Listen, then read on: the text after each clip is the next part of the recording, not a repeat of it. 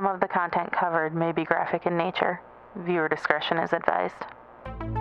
Witchcraft. Yeah, I mean, this is definitely it's really just I love stories like this because it's evolved to someone scared to death. Yeah, that's a real thing. There are countless stories bad enough. People that you shouldn't fuck with, right? And the JFK assassination limo. Too real.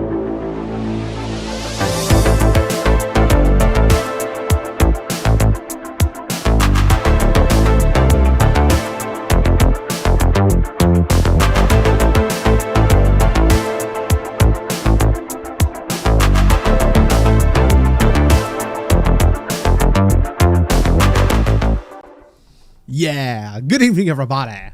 With a mistake on the lake deep within the frozen Rust Belt. This is Type 3 TV. It is Thursday night.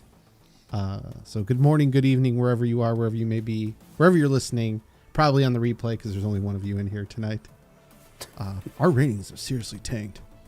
So alongside me is Daniel Stephen Rady. What is up? Do you like that I put your middle name in there, or would you prefer I don't? You haven't corrected me yet. It doesn't really matter. You could keep it in there. I could. Either way is fine. Okay. And then Stephen Rady Buddha. I just want you to know how Dan wants to be addressed. These are the most important questions of the night. All right. That's true. The mystery is solved. All right. What's your middle name? Say Dan's fucking name. I believe it's Alan, isn't it? Alan. It is Alan. Yeah. I don't know how I remembered that, but no, it's Robert. You fuck. Oh, is it Robert? Yeah, close. Very close. They sound very similar, don't they? Stephen Robert Gibson. Okay. All right. And your social security number is? A credit card number and the code on the back. Yeah, there you go. What's yours, John? What's your middle name? Adam. So, okay. John Adams High. Yeah, there you go. All right. So, definitely fucking cold this week. I'll tell you that much. It said it was feels like -6 this morning, and I can tell you it absolutely fucking did. Yeah.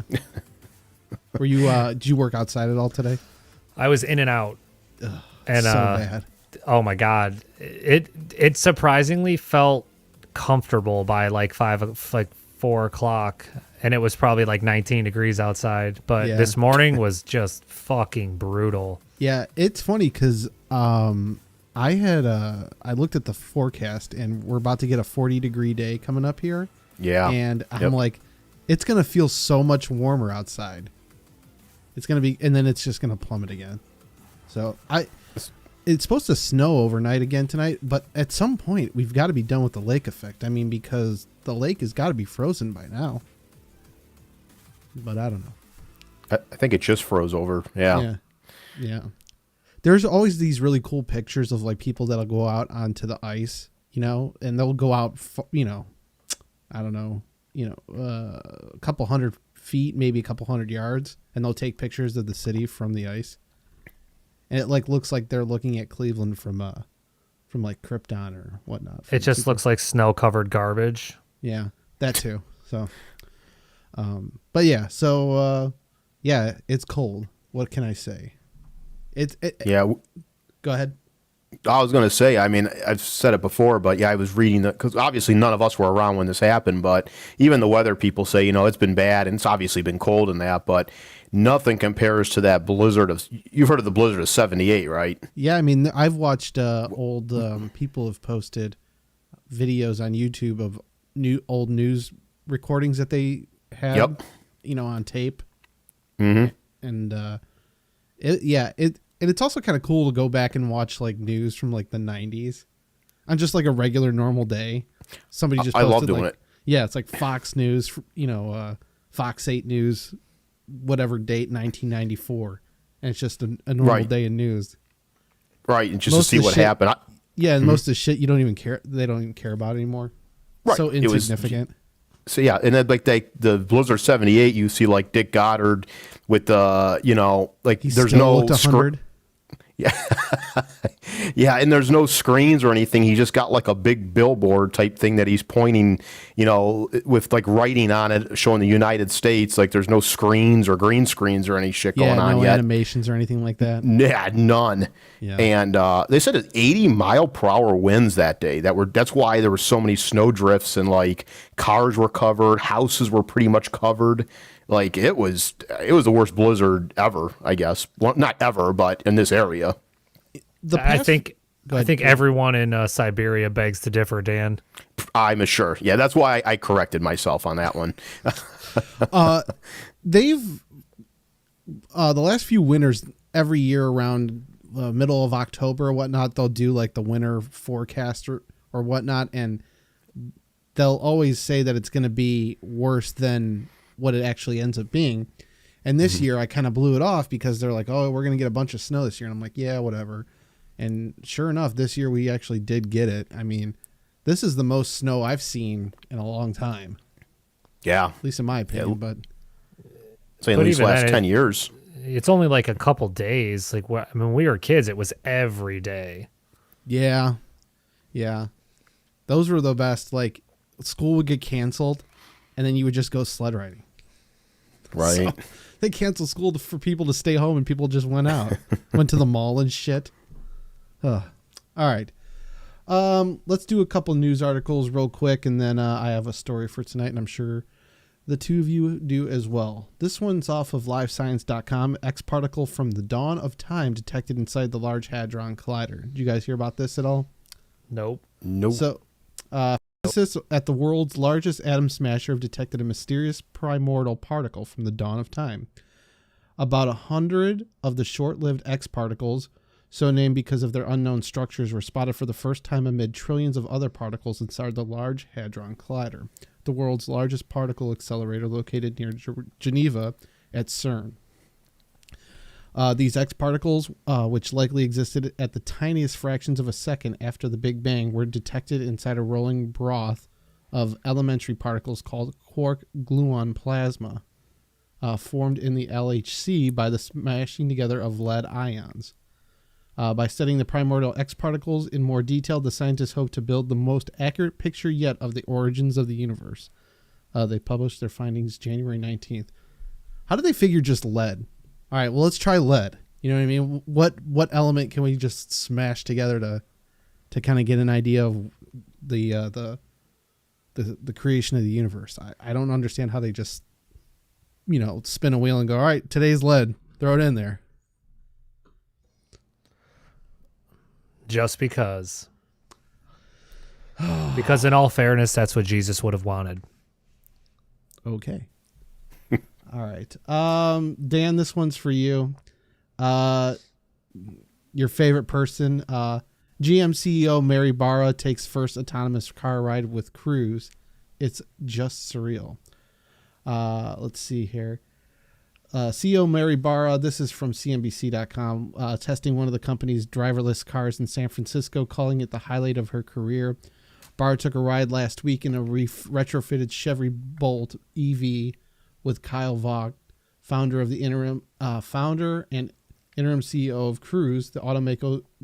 Let me do Dan. The automaker's majority-owned autonomous vehicle subsidiary.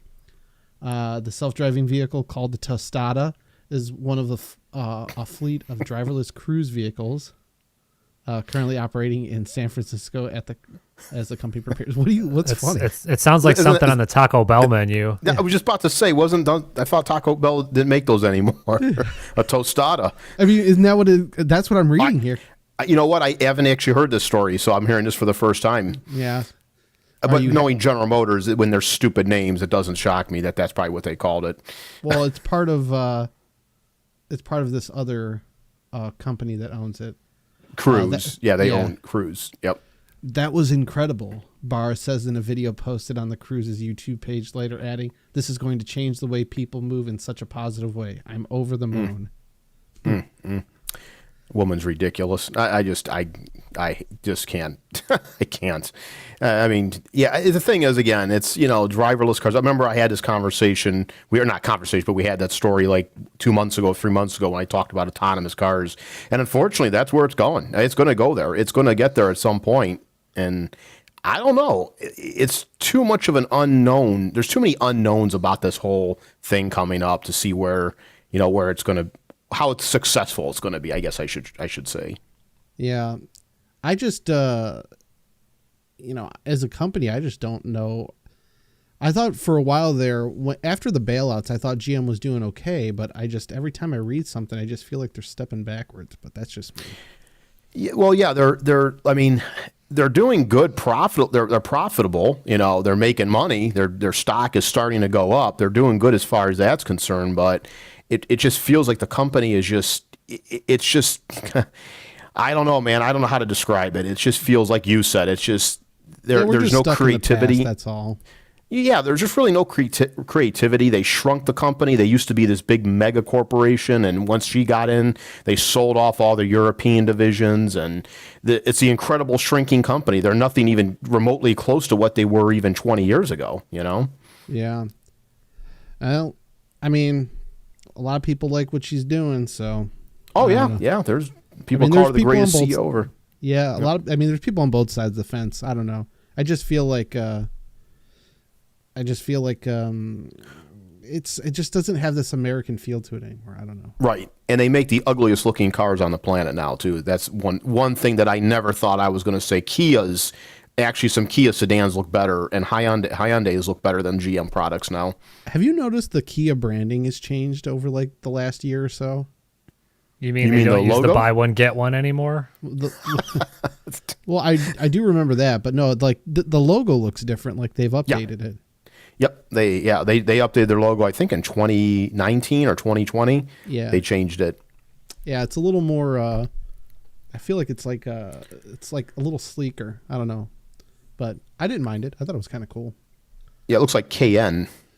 Yeah, you're right. It does. At first, I was like, "What is that?" And then I realized it was a Kia. So Kia, yeah. Yeah. So, all right. Last one I got here for tonight. I'm trying to keep it a little more fast paced. Let's see here. Okay, stupid cookies here. All right. Stonehenge mystery solved. Smoking gun discovery provides piece of missing puzzle. This is from express.co.uk. A Stonehenge mystery has been solved according to an expert after a smoking gun discovery was made to provide the missing piece of the puzzle. Photographer Phil Holden found a giant glacially deposited bluestone in the Mumbles on the southern coast of Wales. I don't know if this is the same story. Okay, yes, it is. The huge boulder, which weighs at least 7 tons, was found on the rocky foreshore and said to match those used at Stonehenge. Its discovery apparently proves beyond doubt that the Irish Sea glacier once was capable of carrying large monoliths of dolerite rock from Pembrokeshire up the Bristol Channel towards Wiltshire. These huge bodies of ice once flowed southwards from its source areas in Scotland and Ireland. I must have walked over this boulder a dozen times, lodged in a crevice. It wasn't until a falling tide revealed its true colors that I realized that this was not just another large erratic for me to photograph for my photo library, but something more significant. Mr. Holden contacted a retired glacier geoformist, Dr. Brian John, who has been collecting evidence relating to the transport of Stonehenge bluestones for many years. So yeah, that's kind of cool that they're figuring out like that these stones were kind of carried over time by glaciers. So, all right, I'm striking out tonight. Is anybody listening to me? That's real fucking interesting, John. Well, what do you have to contribute? What I just said. All right. I'm the comedic relief here. As usual, yeah. Buddha's always in a very sarcastic fucking way, but generally, yeah. Well, that's the news for tonight. There you go. Cool. We learned about some fucking rocks and some bad business. It's like I'm at a fucking flea market. Buddha's on fire tonight, John. Oh, yeah. All right. All right. Moving on. So John gets to pick who goes next. No, you guys can fight over it. I'll go. Well, mine's not as... No, I'm fucking going. Shut the fuck up. You go. Yeah, let me get my talking out of the way, and then I can tune out the rest of the show. That's generally how it works. All right, so this one, this is one of those ones that happened back in like the early 1800s. So a lot of probably things that have changed. What do they call it? Loss in communication or translate. You know what the fuck I'm saying. All right, so this is about a woman named Anne Martin, and she, I guess I'll preface this. This was like 1827, so that's why I said early 1800s. It's not like, you know, it was pretty like well publicized. I don't know how well documented. That's how I'll preface this story. So a woman named Anne Martin had repeatedly had like this nightmare, and it was about her. It was visions of her stepdaughter Maria, and that she was dead and buried under the dusty floor of a barn that was a half mile from pretty much where she lived. And she lived at her house with her husband Tom in Polstead, England.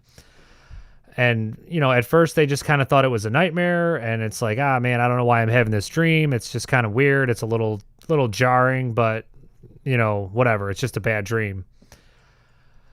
So then when she had it like repeatedly, she just kind of got like a bad feeling about it. So she says to her husband, like, hey, you know, I really think that you should go look at, like, you should go check this out. You know, the barn's not that far. I'm just, you know, I just keep getting this nightmare that, you know, Maria's buried under the barn. Kind of a weird dream to have. So she pretty much told him, you know, I keep getting this dream. I don't know, you know, I would have told you sooner, but, you know, it's a dream. So I didn't really want to put too much stake in it. So the barn in this area in Polstead is like a fairly prominent landmark. And, you know, it was literally just named the Red Barn because it had a red brick roof. And that's basically it. It's the building on Barnfield Hill was the last known meeting place between Maria Martin and her lover, William Corder. And the two of them would basically use this area as just a place to kind of meet up, you know, as kids did back in the early 1800s. So Maria's family hadn't actually heard, they hadn't heard from her in 11 months. And the Martins they would typically write letters to the couple, but Maria just kind of stopped responding. And whenever William would come back to Polstead, he would always have some excuse as to why she wasn't writing back. And it would be things like, oh, she's just busy. The mail must have gotten lost. She injured her hand and couldn't write back. But, you know, every time he would just reassure them, no, you know, Maria's fine. She's happy. Like, everything's good. This sounds a lot like even the stuff that happens nowadays, just less technology. So when Anne, you know, was having these bad dreams, Thomas says, okay, you know what? I'm going to go check this barn. We'll just kind of put all of this fear of these dreams at ease. So he goes to the barn and he's kind of like looking around. He doesn't really see anything. He removes like a bunch of stuff from the floor, just kind of like trash. And he realized like, hey, there's kind of like this mound, or, you know, like just like something has been disturbed in the dirt.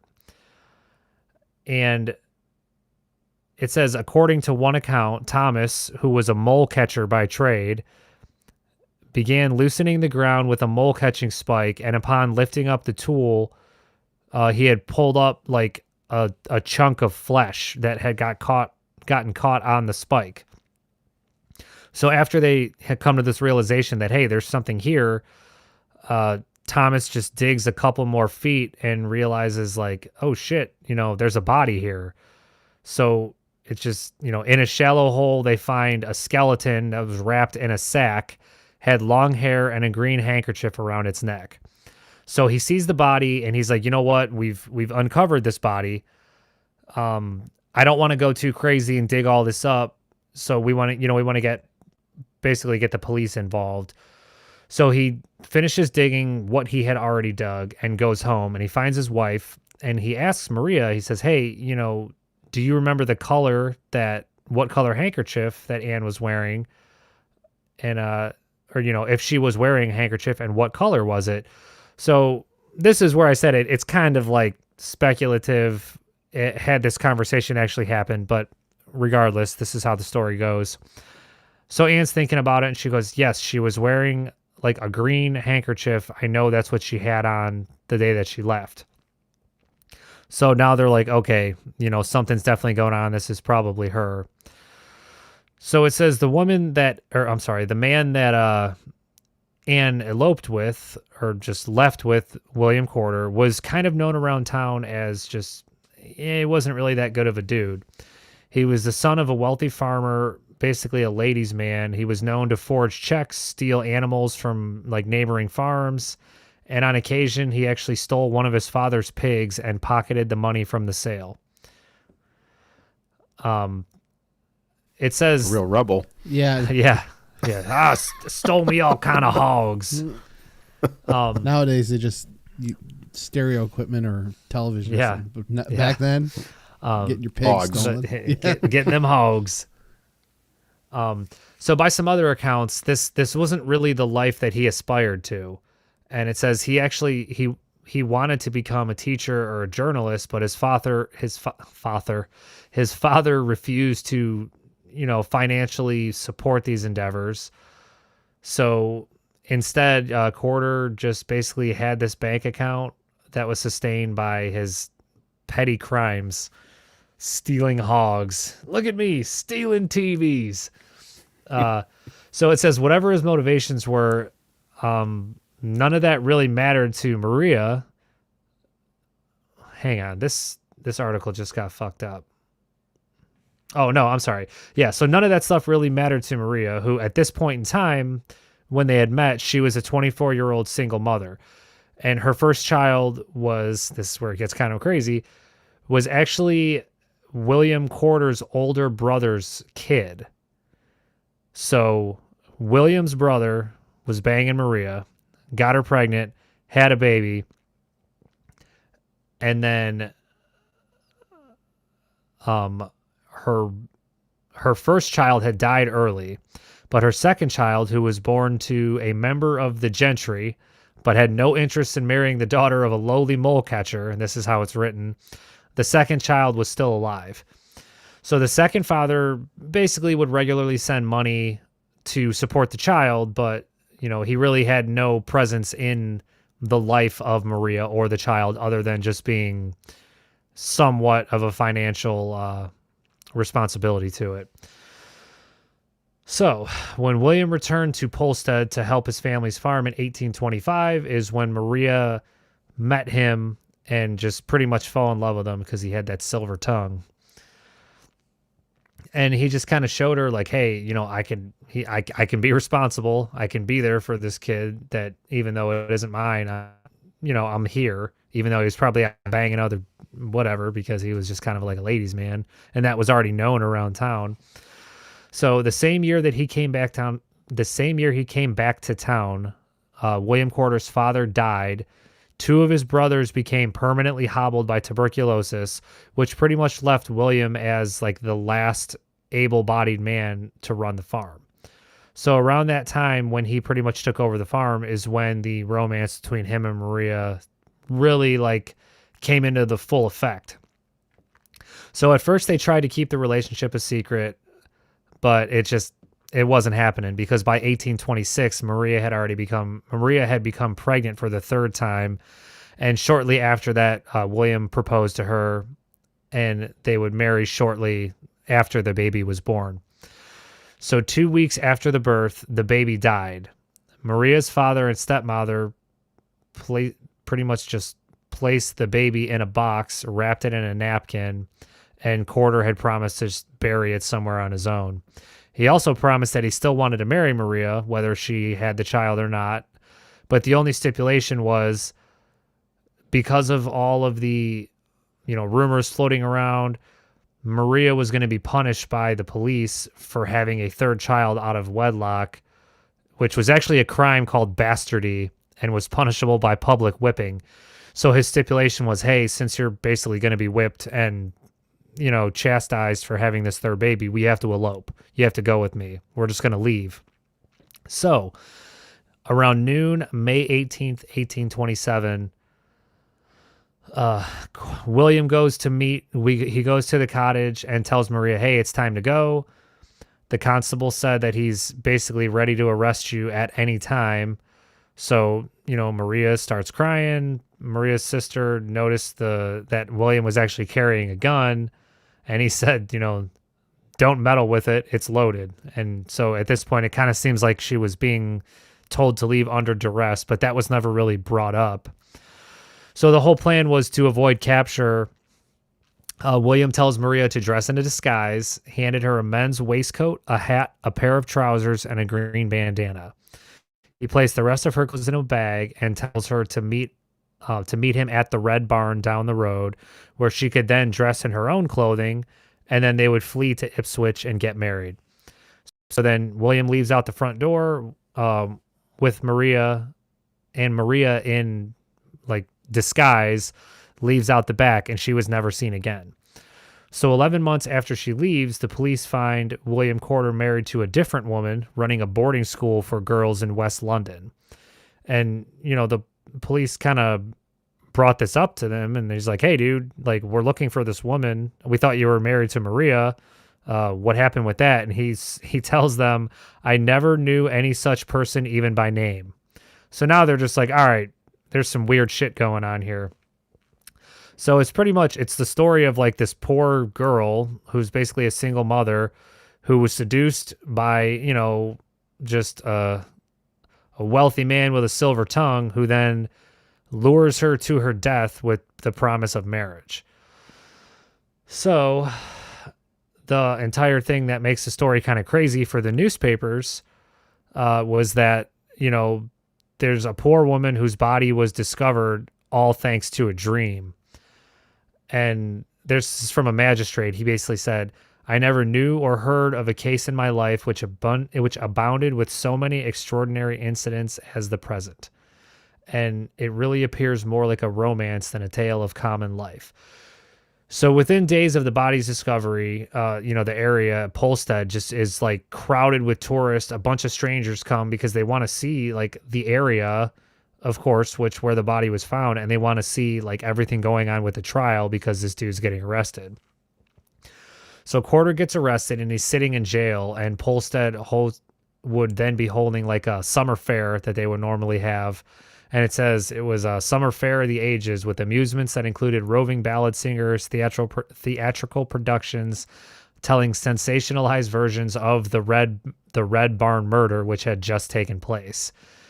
So by the start of the trial in early August, pretty much the entire country is, they all have heard of this story. So thousands of people come to Polstead, and they're there to witness the trial and just kind of watch how everything is going to play out. And it says all of the inns and public houses pretty much ran out of rooms, and a ton of people were there, and they didn't even have beds to sleep in. They just wanted to see what was going on. And it got so crazy that in order for them to watch the proceedings, they were actually selling tickets to be able to watch this. So there's a crowd outside the courthouse that numbered in the thousands, and it says the scene was so jammed that the ticket taker, even the members of the court, had trouble reaching the front door. And when the sheriff arrived, they couldn't squeeze the carriage through the crowd, and the Lord Chief Baron had to be carried off his legs on his way from his carriage to the bench. So pretty much it was just like a giant shit show. So once everybody who could fit in the courthouse was settled, the counts against all the counts, which there were 10 counts, were basically announced, which was against William Corder. And there were things like shooting, stabbing, strangulation. They just kind of went off everything he was being charged with. A model of the barn was placed on a table in the courtroom, and the Council of the Crown began to make its case against the young farmer. So at this point, they just have a ton of evidence. It's all being presented. Maria's stepmother was in the room when Corder and Maria had originally made the plans to meet at the Red Barn. At the coroner's inquest held shortly after the body was discovered, the constable denied ever even telling Corder he had a warrant for Maria. So he basically made all this stuff up that the police were even after her. And anytime he was questioned like about Maria's whereabouts, he couldn't keep his answers straight. I can't even talk tonight. Couldn't keep his answers straight. There we go. Yes. And in William's London residence, police found a French passport, which obviously is an indication that he may have been planning to leave the country. So when Corder got up to actually, defend his name, it said he has a trembling voice, and he was basically blaming the press for just slandering his reputation and sealing his fate. The guilty in a court of public opinion. So reading from a written statement, he declared, "By that powerful engine, the press, which regulates the opinion of so many persons in this country, and which is too often, I fear, though unintentionally, the slanderer and destroyer of innocence, and I have had the misfortune to be depicted in the most humiliated and revolting characters. I have been described by that press as the most depraved of human monsters." And then he kind of just goes on to claim, yes, I argued with Maria in the barn, but I didn't kill her. And, she shot herself. She had shot and killed herself, and the young man panicked and buried. Okay, so she shot herself, and then you just decided to bury the body because you panicked. I mean, I don't know about you, but that's a shit ton of work to be panicking the entire time when you had nothing to do with it. So anyway, it took the jury 30 get help or something. Right. It took the jury 35 minutes of deliberation before coming back with a guilty verdict. And it says basically once it was announced that he was guilty, he just kind of crumpled to the floor. And the judge had said, "My advice to you is not to flatter yourself with the slightest hope of mercy on earth, and that you be taken back to the prison from whence you came, and that you be taken from thence on Monday next to the place of execution, and that you be hanged by the neck until you are dead." They were pretty fucking, they told it how it was back in the day. Yeah. He went West. back to, he went back, he talked more about like the whole God-fearing stuff later, but that's just a pretty long paragraph. I'm not going to read the whole thing. Nowadays, they'll clean your skin with alcohol before they put the needle in that's going to kill you. Yeah, don't want that last-minute infection. Yeah. That's it. Yeah. So days later, August 11th, 1828, there was a crowd of 7,000 people that were gathered around the gallows to watch this dude be hanged. And earlier that week, he had actually come out and confessed to a prison chaplain, claiming that he and Maria had gotten into an argument, possibly about their dead baby, who had never received a proper Christian burial, and he had accidentally shot her in the face during a scuffle. My bad. So as he stared out, right, it went from "I have never even known anyone by that name" to "Yeah, I may or may not have accidentally shot her in the face." So basically, as Corder was being ready to be hung, he came out and said, "I am guilty. My sentence is just. I deserve my fate, and may God have mercy upon me." And then they put a cap over his face, looped the rope around his neck, and just dropped him. And it says his corpse swung gently in the wind for an hour before being taken down and placed in a nearby hall, where the county surgeon sliced into his chest, folded back the skin to display the muscles of the chest, and the doors were then opened to the public so thousands of spectators could march in and gawk at his remains. Oh. The following day, his body. Today. Oh, never in a million years. Following day, his body was the centerpiece of an autopsy attended by multiple doctors and medical students across the country. And then this is the part that's even crazier.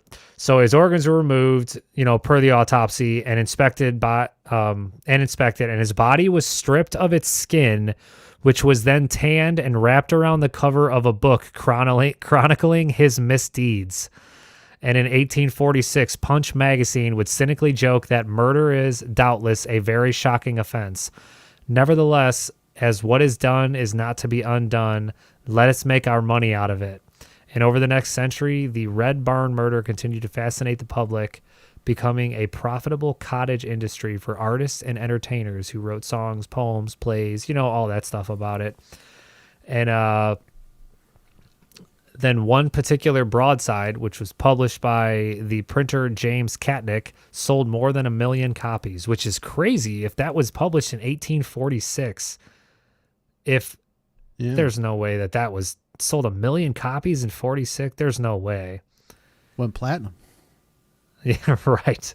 My question, so does this book with his skin still exist? I think it's getting to that. Yeah, give me 1 second. This is at the end of the article, and then it talks about that. So this place, Polstead, kind of became like a pilgrimage site where like 200,000 people visited in 1828 alone as kind of like a macabre, just site to visit. Yeah. And they eventually stripped the barn bare, and they would like take pieces of wood. You know how like when something fucked up happens, people always have to take shit. And it says even Maria Martin, her resting place suffered from people chipping away at her gravestone, basically till it was, nothing more than a stump. It's like Terra Vista. Yeah. So the part that you were just asking about,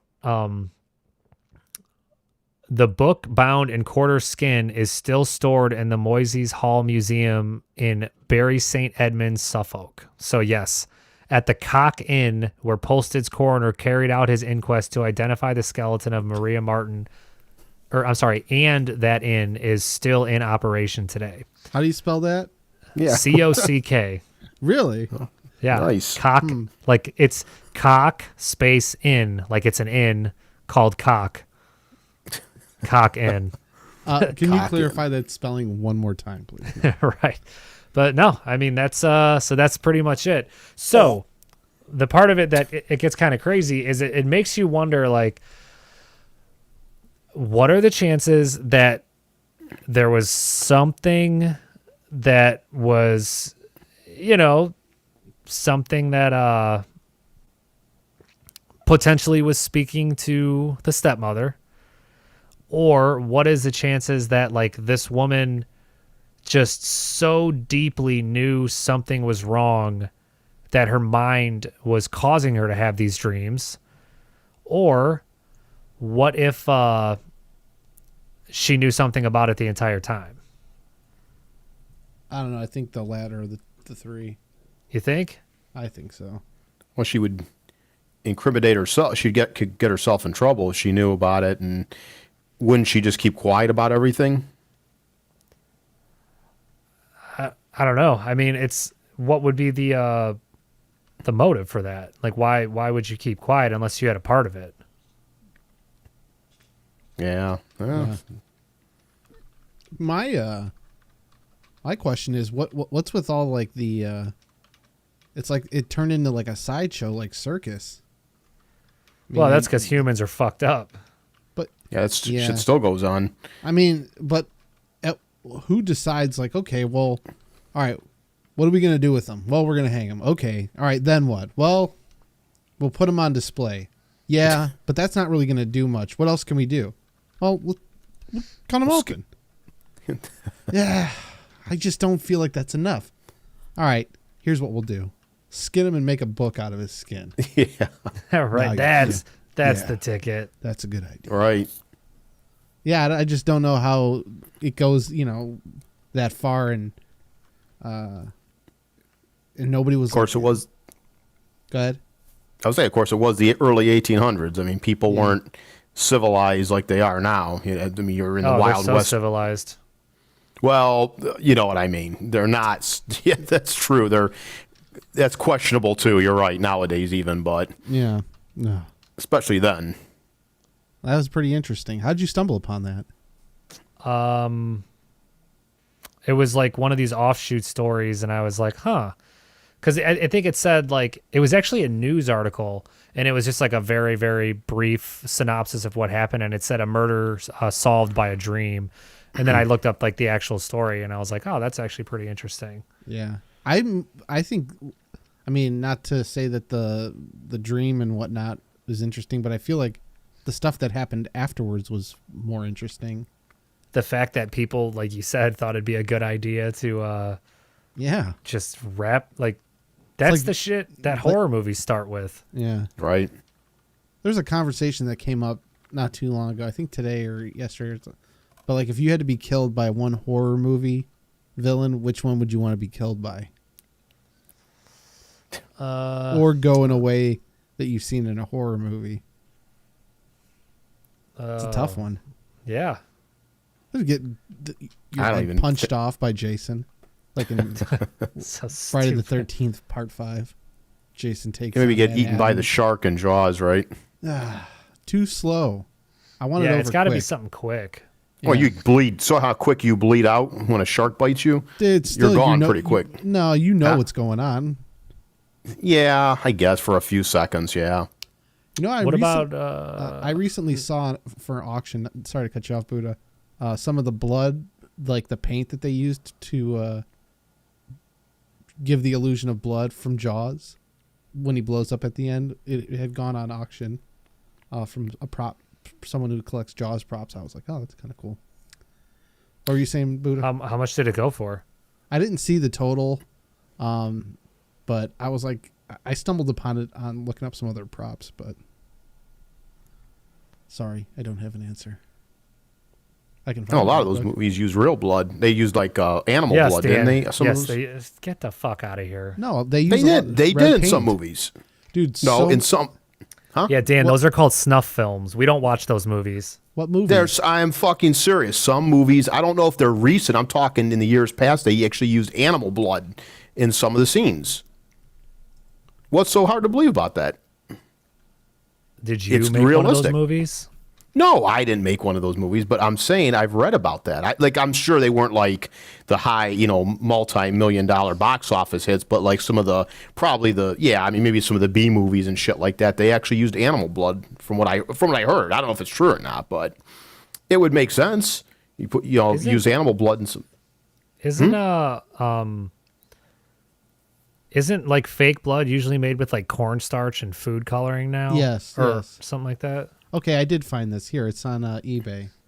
Rare original Jaws blood movie prop, screen used droplet. It says, and I don't think it comes with a certificate of authenticity, so it could, but it only went for $14. It says this is your chance to own extremely rare original production used Jaws blood from the scene where Quint was eaten by Jaws. You'll receive $290 out of $300 and is similar to the dot picture.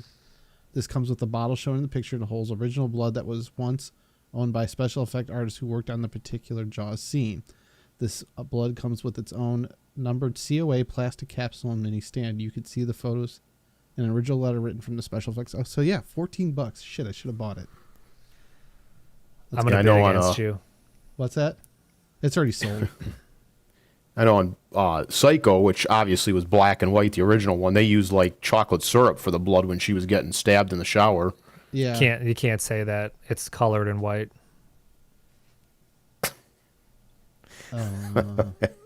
Alrighty then. Actually, Dan, here's an article that says, I'm not going to read it because it's probably just going to piss me off, but it talks about old movies that they would actually like hurt the animals. So it says bullets and knives, and for the animals, bullets, knives, and blood are real.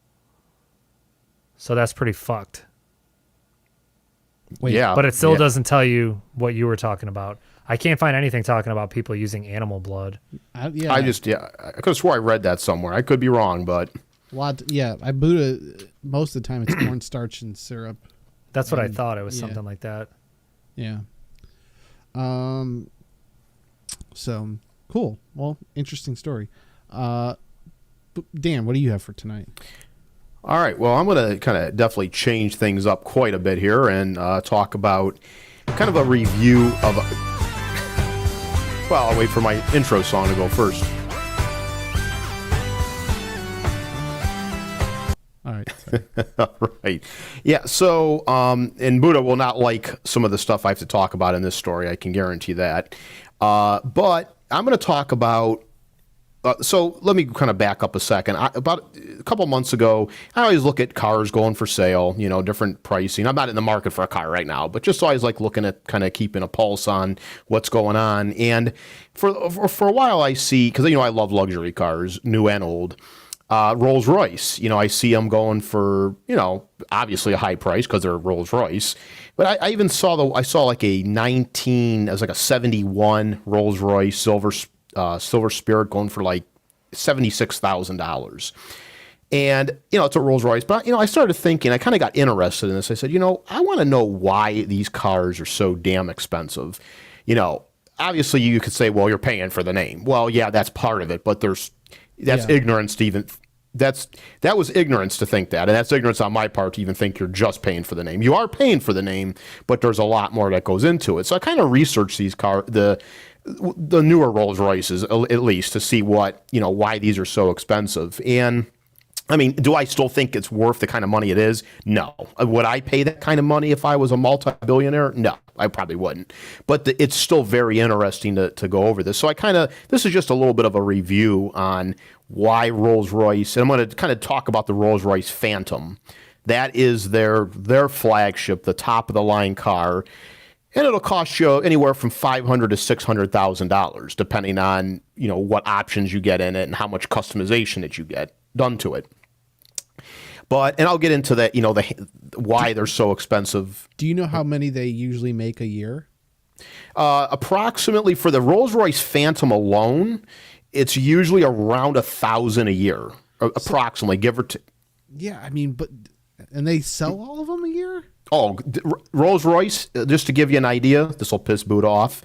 Rolls-Royce had its best year ever in history last year in 2021, where everything else was suffering. Everything was suffering because of the pandemic. Other car companies were suffering. Rolls-Royce and Bentley, by the way, who's not affiliated with Rolls-Royce anymore, both handmade, hand-built, handcrafted, I should say, cars that are the most expensive cars in the world had their best years ever in 2021. They sell everything they make. And just to put that in perspective, I'm glad you brought that up. So I said there's $50 million in inventory that they make a year in that model. I'm sorry? It's $50 million a year in inventory they make in just that one model. With only I'm sorry. $500 million. Yeah. Well, and here's the thing. So I said there's approximately about 1,000. It takes about 2 to 6 months to build one Rolls-Royce Phantom. So just to put that in perspective, an average Toyota, which Toyota is one of the largest companies in the world for automotive, they build about 20,000 cars a day worldwide. So one Rolls-Royce Phantom takes approximately 2 months to build. Compare that to a regular car company that builds about 20,000 cars a day, just to give you an idea, the amount of detail and craftsmanship that goes into one of these cars. But we're gonna do a little story here just to kind of give you an idea, not a story, but just a little thing here to give you an idea for one reason why these cars are so expensive. We're going to use Buddha as an example because, Buddha's got excellent taste in clothing. He's a real flashy guy. He would be, out of all of us on this call, stupid. Buddha would be the most likely to buy himself. I feel attacked right now. I'm glad you do. I'm actually glad you feel attacked, and you deserve to feel attacked for all the insults I take from you. You need to shut the fuck up. Actually, that's great. If I insulted Buddha, he doesn't usually get insulted. That's actually that's a win for me tonight. Yeah. So Buddha, who is a very flashy individual, he decides, he's made it in life. He decides, I'm going to get rid of my old pickup truck. I'm going to upgrade myself to a Rolls-Royce Phantom. So first thing he does is he calls his Rolls-Royce dealer up and he says, I love my dog Freddie. I want my car custom painted to the exact color of Freddie, the outside of it. So Buddha like takes a little bit of fur. Yeah. Are your shoes the same color as Freddie? Yeah. They are. All right then. So Buddha gets a couple little strands of fur from Freddie, puts them in an envelope, goes down to his Rolls-Royce dealer, and he gives him an envelope with this, and he says, I want my car painted this exact color. So the consultant at the Rolls-Royce, they don't call him salesman, he's a consultant. The consultant at the Rolls-Royce dealership says, no problem. We'll send this down to Goodwood, England. That's where the cars are built in their factory there. And Buddha also has a little bit of a little portrait that Natalie did of Freddie. And he says, now I want this portrait, shrunk down a little bit. It's they'll make it to the size where it'll fit. But he wants this in the gallery of the Rolls-Royce Phantom because, see, unlike commoners like ourselves, on our cars we have just simple passenger dashboards, right? Just with an airbag and a glove compartment. The Rolls-Royce Phantom has a gallery. And I'll get into what that is. It actually can show artwork. If you have some artwork that you'd want to put in there from your favorite artist, you can actually put it there in the gallery behind glass, and it will show there for your passengers to see.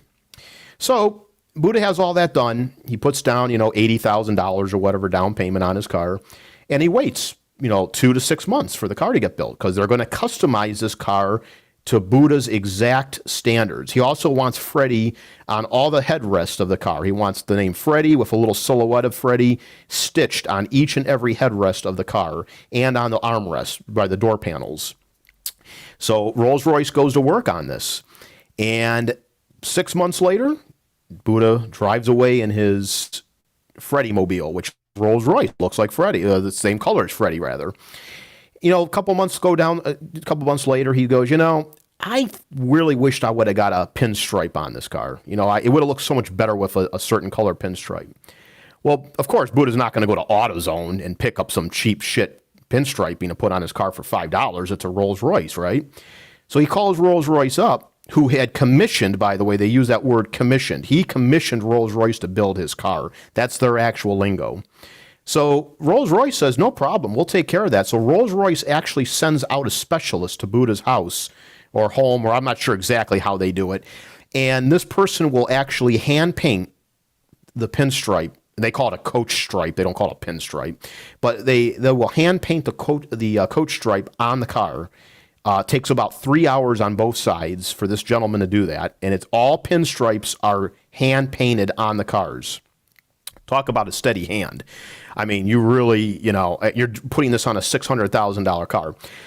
But the reason I bring up that little story was just to show the amount of customization that is done with these cars. And the 1% of people that buy these cars, and literally it's 1% that can afford these cars. I mean, even regular millionaires can't afford these cars. You have to have multi-millions of dollars to really, a lot of people can afford them, but multi-millionaires and billionaires can obviously afford them. But the car, just that was to give an idea, it goes through 60 pairs of highly skilled hands before it'll reach its owner. So literally every aspect of the car, like I was just saying, could be customized. Even, this is a Rolls-Royce specific feature, the ceiling itself. They have thousands of little LEDs that can be arranged in a constellation of your choice. So let's say, for example, Buddha knew the year and date and time that Freddie was born. And I'm using Freddie again as the example.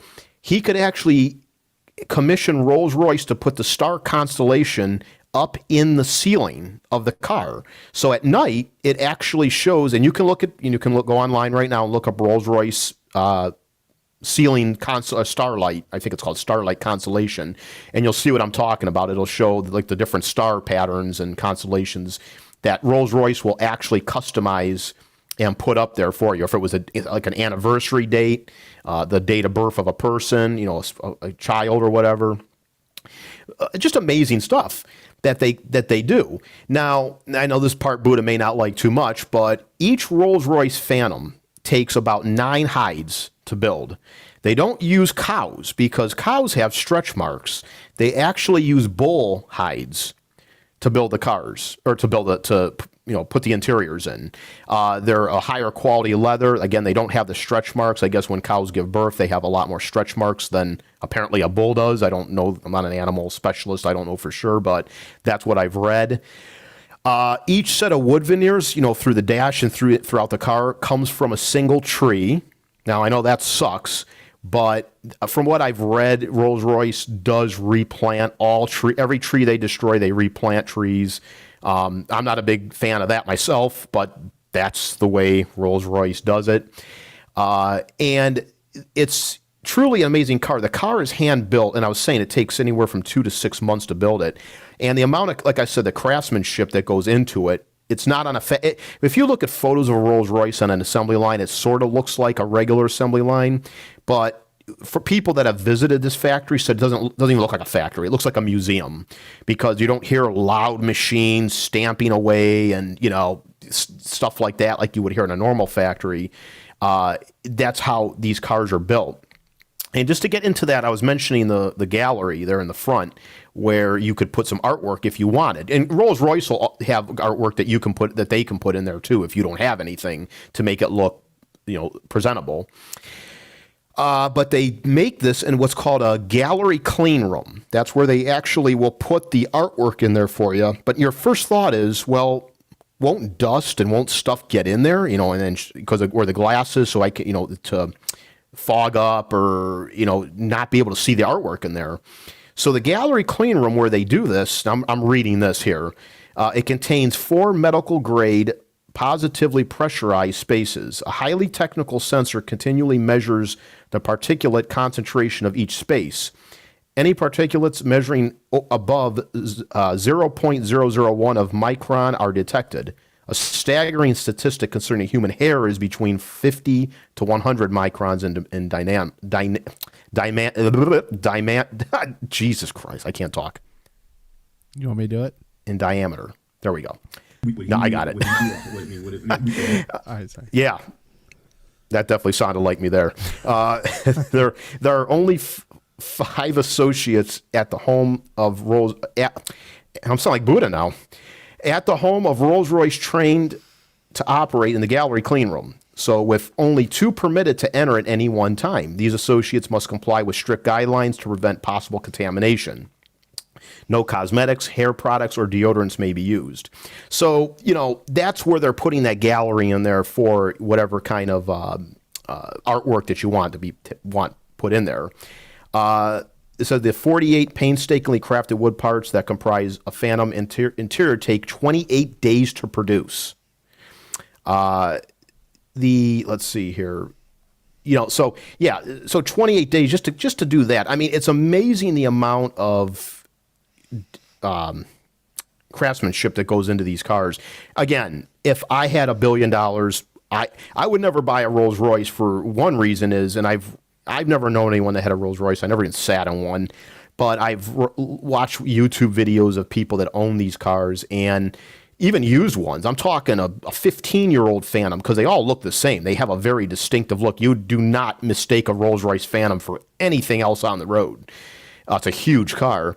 But these people say that, people will come up to you and take photos with your car. They will ask you, definitely not appropriate questions about what you do and how you could afford this car. And people are staring you down constantly. And I don't mind a little bit of attention, but I certainly would not want that kind of attention where you're just, everybody is watching you and looking at you in this car.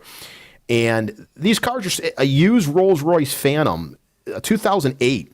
With like 50,000 miles on it, still going for close to $100,000 or even a little bit over $100,000. So, they definitely don't lose their value very much. Oh, they do lose value, but not, $100,000 for a car that's that old. So, yeah, that was my story, really. Not story, but that was, what I wanted to kind of talk about was these cars that are so freaking outrageous. But it's, the craftsmanship that the Germans and English have annihilates anything that the Americans do when it comes to cars, as far as cars are concerned. Bentley's the same way. Bentley is handcrafted, handmade. And now, not every single, I should say this real quick. Handcrafted is a lot of a PR thing, too, to make it sound, it is handcrafted to a point. It's certainly more handmade than any of the thing that we drive. But obviously the bodies are flown in from Germany because, see, BMW owns Rolls-Royce, which a lot of people don't know that. They purchased Rolls-Royce in the late 90s, whereas Volkswagen actually owns Bentley. So, but the bodies are flown out of Germany, and then they, of course, at that point, the engines, I think the engines might be already made. I don't know if for sure if they actually hand make the engines. But for the most part, the rest of the interior, that's why these cars take so long to make. That's why it takes 3, 4, or 5 months to build a car, because everything is customized to the highest level. And that was pretty much it right there. You can get a 1985 Rolls Royce for $15,000 right now. Oh, really? Yeah. 1964, 27.5, 1957 Rolls Royce, $14,750. Wow. Okay.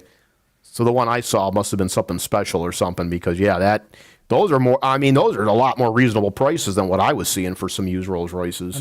But you look up an 05, 06 Phantom, Right.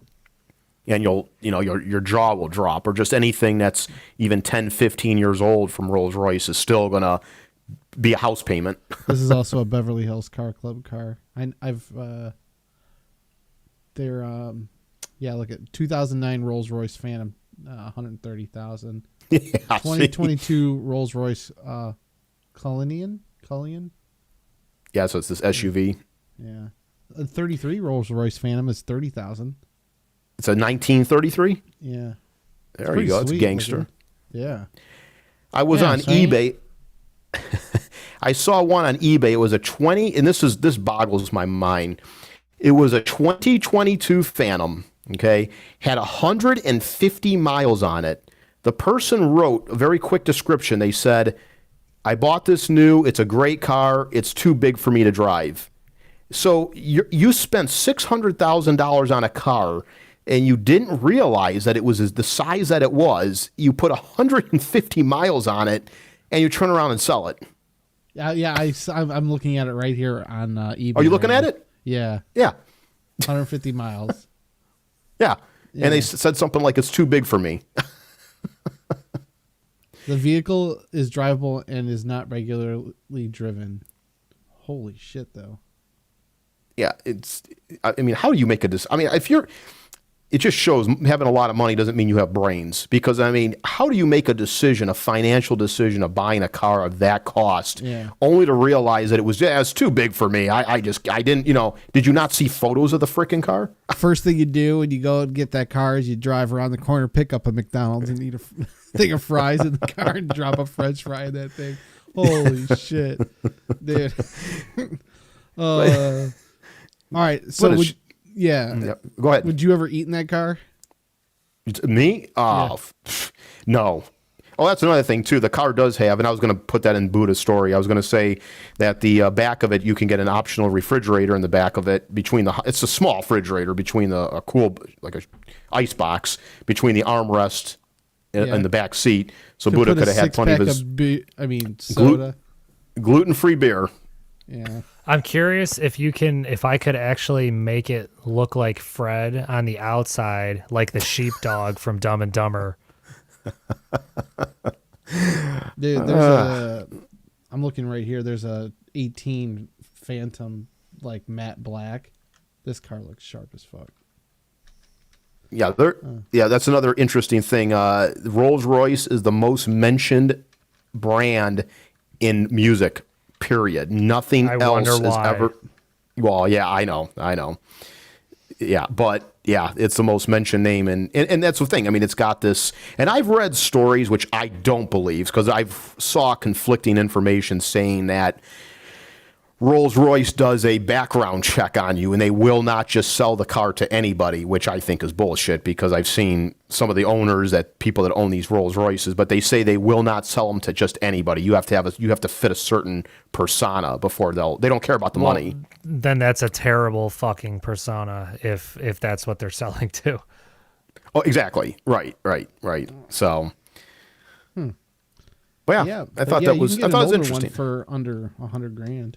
Like I said, there was an 85 for 15 in here. So, well, that price is actually not bad. I was, like I said, I saw some 70s that were like in the 60s. No. Nope. But I thought it was interesting though. I'll tell you the truth, if an old Rolls Royce came my way that was really reasonably priced, I would think about it if it was in good enough shape.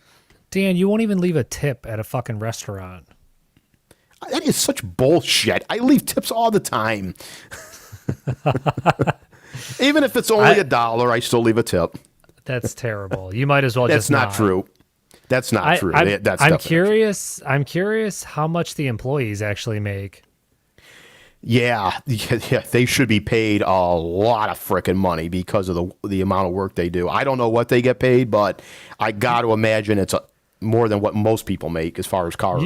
You can never trust like those websites like Indeed or Glassdoor or like anything like that to know what they actually make, but I'd be curious.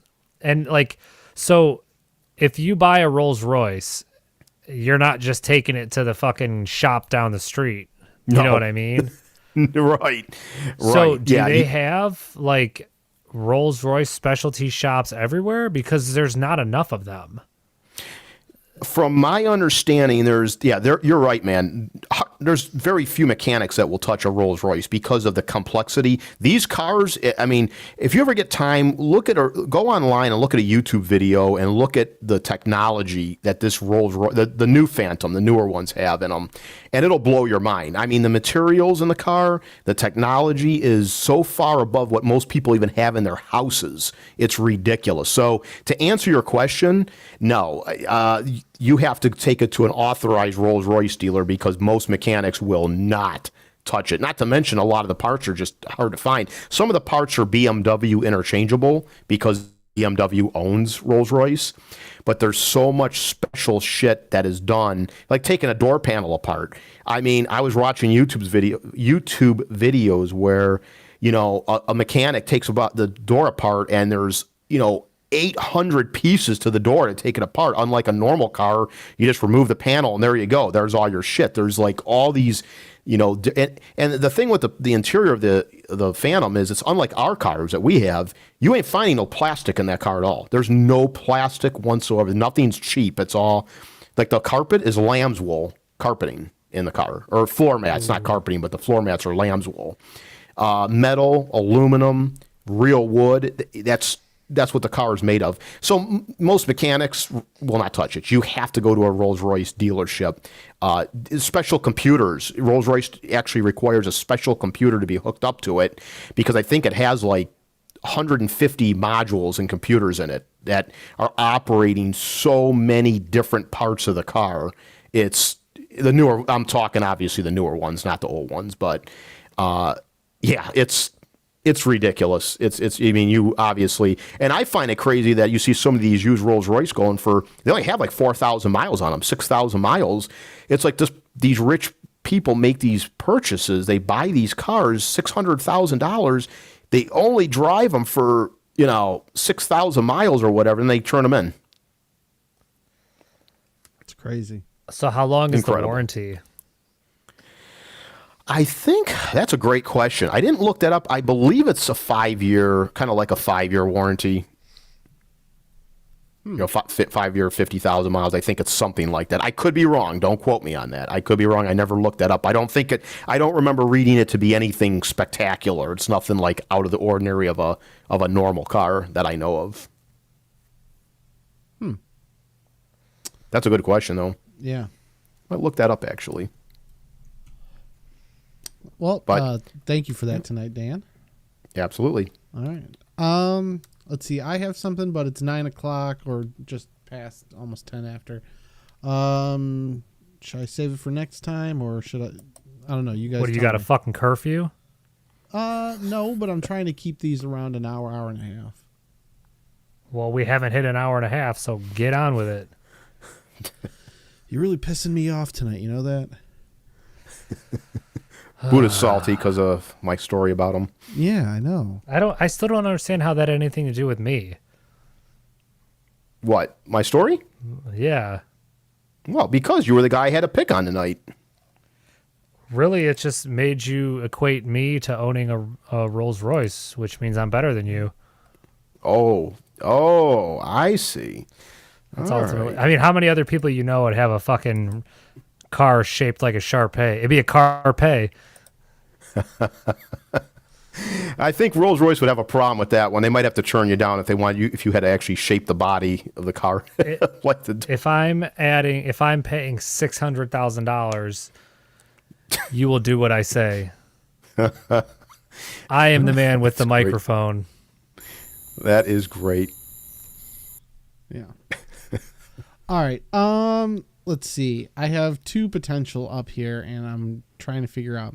So one is a place, and the other is a person. Which one would you guys? You have to pick. Just fucking pick one. Dan. Oh, do the person. Okay. Cool. Let's see here. All right. So this story comes from. Well, it's marked as true on Snopes. So, but this story is on September 12th, 2008, 4:22 p.m. California San Fernando Valley, a commuter train carrying 225 riders collided at a combined speed of 83 miles per hour with a freight train run by a crew of 3. What became known as the Chatsworth crash, 135 people were injured, 87 of whom were taken to hospital. 46 in critical condition, and 25 people died. One of those was deceased 49-year-old Charles E. Peck, a customer service agent for Delta Airlines at Salt Lake City International Airport. He had come to Los Angeles for a job interview at Van Nuys because he was gaining work in the Golden State. Because gaining work in the Golden State would have allowed him to wed his fiancée, Andrea Katz of Westlake Village. The pair had put off getting hitched until they were living in the same state. This would have been his second marriage. Peck had 3 grown children from a previous union. His fiancée heard about the crash from a news report and on the radio while she was driving to the train station to pick up Peck. Peck's parents and siblings who live in the Los Angeles area joined her. Peck's body was recovered from the wreckage 12 hours after the accident. Yet for the first 11 of those hours, his cell phone placed a call after call to his loved ones, calling his son, his brother, his stepmother, his sister, and fiancé.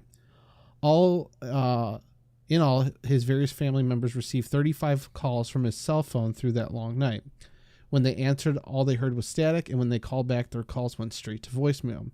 But the calls gave them hope that the man they loved was still alive, just trapped somewhere in the wreckage.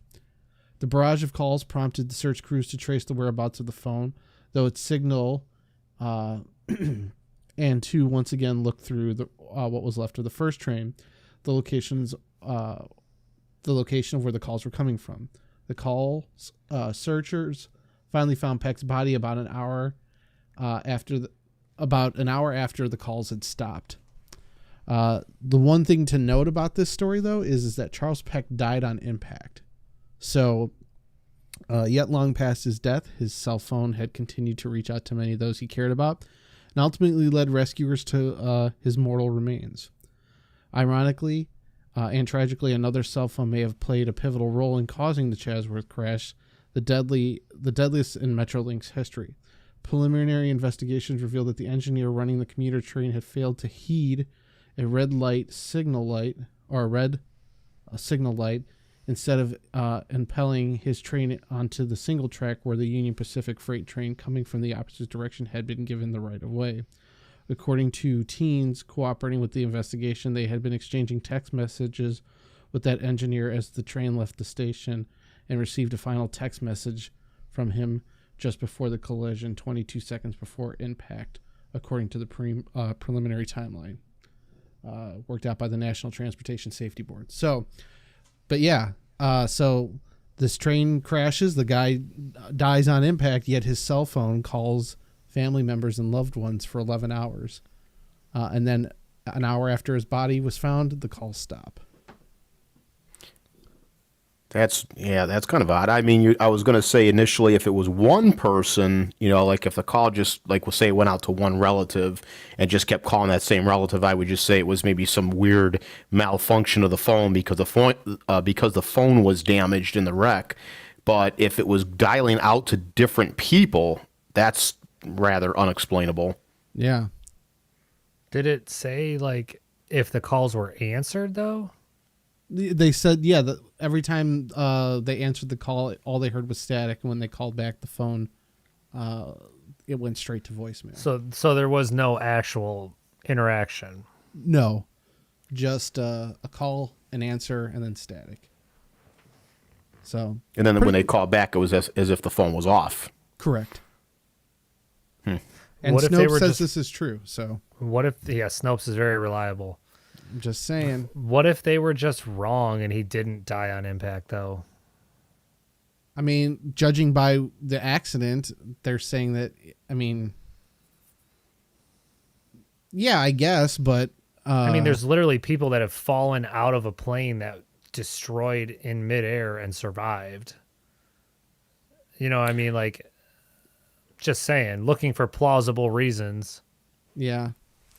What condition was his body like? Was it just like decimated, where like there's no possible way he would have been able to perform those physical movements? That's what I'm gathering from this article. They don't really go into detail about like those specifics, but I mean, Yeah, because like if go ahead, Dan. I was gonna say, yeah, like I see what Buddha's saying. Like if he was decapitated or something, obviously, you know, or his head was completely crushed in, you know, Buddha would be like he could use his nose. But that's what I was thinking too. Like if it was obvious he died on impact, you know, they can tell that stuff pretty well though. A lot of times when they look at that, they can see. But then, even if he was still alive, why would it be that when the people called back, I mean, the phone is either on and working or it's dead. If the phone's calling out and then, you know, the people answer, then they go try to call back and it goes directly to voicemail. You know, why is that happening? That's doesn't make any sense. The one thing I've noticed though is like, let's say you're having a text chat with somebody and you're like, hey, let me give you a call. And they're like, okay. If they're sending a message out to somebody else, sometimes it'll go straight to voicemail and then you try again like 30 seconds later and it goes through. You know what I mean? Like if your phone is having some sort of activity or transmission, it will, you know, route it to voicemail. Yeah, I've never had that happen. I mean, it could be. I never had that. Yeah. I've noticed that. Huh. All right. Well, that was it for tonight. Good night, everybody. Solid ending. Yeah. Buddha, you're pooping on everything tonight. I've been very attentive and interactive. I'm going to disagree. So have I not been responding to you guys? No, you're just shitting on everything. Well, be better. Doesn't he always do that? I mean, what's new? Yeah, I don't. Well, what's different? The crabbiest motherfucker on the planet. I know he's like I don't know. I was like, man, what'd I do to this guy tonight? Buddha hates the cold. Yeah, grizzly bear Messes polar with his bear. already, huh? Yeah, it's polar Power bear. bottom. Oh boy. All right, I'm definitely shutting it down now. All right. Well, we'll be back again next Thursday night if Buddha feels like it. No, I know. You know I love you. So yeah. That's all I got for this week. You guys have anything to close her out with? I'm good. Yeah, I think we're pretty okay. Words of Thanks for all the Dan, listeners. Yeah. I was going to tell you, Dan, I've been digging what you're doing, like these like interesting takes on cars where it's not just about a car company. Like the last week's was pretty cool too. So Yeah, cool, man. Thanks. yeah, Buddha, what? I enjoy it. I'm staying the same. No, that was good. No, I will have to say the story about like I said, the second part of your story I found was like way more interesting than people do after the fact. So Everybody commits murder. It's what you do after that counts. It's the creativity. all right, well, for Dan Ray, Steve Gibson, and everyone else in the T3TV universe, Lawrence of the Simpsons. Say goodnight, Buddha. Good night, Buddha.